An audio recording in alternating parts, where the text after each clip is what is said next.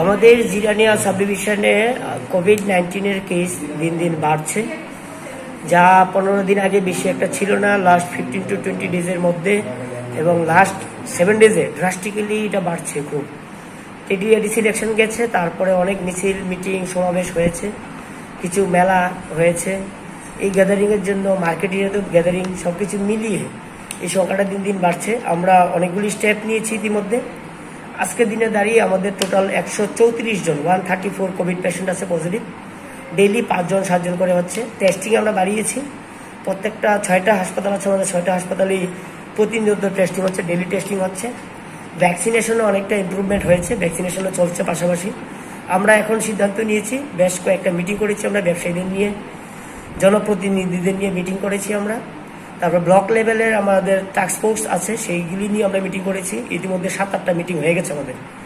সবখানে আমরা মিটিং করার পরে ডিসিশন নিয়েছি যে এনফোর্সমেন্ট অ্যাক্টিভিটিস, মাস্ক না পরে বেরোলে, সোশ্যাল ডিস্টেন্স মেনটেন না করলে, কোভিড বিধি পালন না করলে শক্ত হাতে মোকাবেলা করা হবে। মানুষের কাছে আমরা অ্যানাউন্সমেন্টের মাধ্যমে বিভিন্ন লেভেলে অ্যাওয়ারনেস করার চেষ্টা করেছি আমরা, যাতে সবাই পালন করে, আমরা অনুরোধ রেখেছি। ব্যবসায়ী সমিতি এবং ব্যবসায়ীদের নিয়ে আমরা মিটিং করেছি, পুলিশ প্রশাসনের সঙ্গে ছিল। সেখানে সিদ্ধান্ত হয়েছে বাজারগুলিতে কোভিড বিধি মেনে চলতে হবে, সোশ্যাল ডিস্টেন্স মেনটেন করতে হবে, মাস্ক পরে আসতে হবে। আমরা প্রতিদিন কিছু না কিছু আমরা রেইড করছি, পেনাল্টি ইম্পোজ করছি। 21টা টিম কাজ করছে আমাদের বিভিন্ন লেভেলে কোভিড এনফোর্সমেন্ট অ্যাক্টিভিটি রিলেটেড। তো আমরা এইচটিটি এবং রেলওয়ে স্টেশনে যে লেবাররা কাজ করছে, গাড়ি আসছে বহিরাজ্য থেকে, সেখানেও আমরা টেস্টিং বাড়াচ্ছি, শুরু করছি আমরা, কালকা থেকে শুরু হয়ে যাবে। আর আমাদের জিরানিয়া এবং রানীবাজার পুরী পরিষদ এবং জিরানিয়া নগর পঞ্চায়েত এলাকাতে 6টা থেকে ভোর 5টা অবধি রাজ্য সরকারের সিদ্ধান্ত অনুযায়ী কারফিউ জারি থাকবে। ওই সময়ে কিছু অত্যাবশ্যক জরুরি পরিষেবা ছাড়া যে কোনো সব কাজ বন্ধ থাকবে। কেউ বার না হওয়ার জন্য আমরা আবেদন করেছি। বিয়ের অনুষ্ঠান, সামাজিক অনুষ্ঠান, এগুলিকে যত না করতে পারা যায় ততটুকু না করার জন্য আমরা রিকোয়েস্ট করেছি।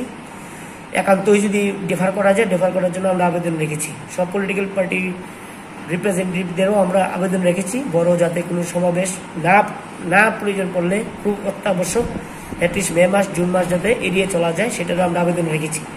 তো আমরা সকল মানুষের কাছে আমরা আবেদন রাখছি যে প্রশাসন যেভাবে চেষ্টা করছে, আপনারা যদি আমাদের সঙ্গে হাতে হাত মিলান, সবাই মিলে যদি কাজ করি, তাহলে আমরা অবশ্যই অনেকটা প্রতিহত করতে পারবো কোভিড-19 এফেক্ট, এবং ভালো হবে সবার জন্য। তো সবার কাছে এই অনুরোধ আমাদের যে এই যে কোভিড বিধি মেনে চলার জন্য আহ্বান করা হচ্ছে রাজ্য সরকার থেকে, সবাই যাতে মেনে চলে। কোনো ধরনের উপসর্গ হলে, জ্বর, সর্দি, কাশি, কোনো ধরনের অসুবিধা হলে আপনারা অবশ্যই হাসপাতালে গিয়ে চেক করাবেন, টেস্ট করাবেন।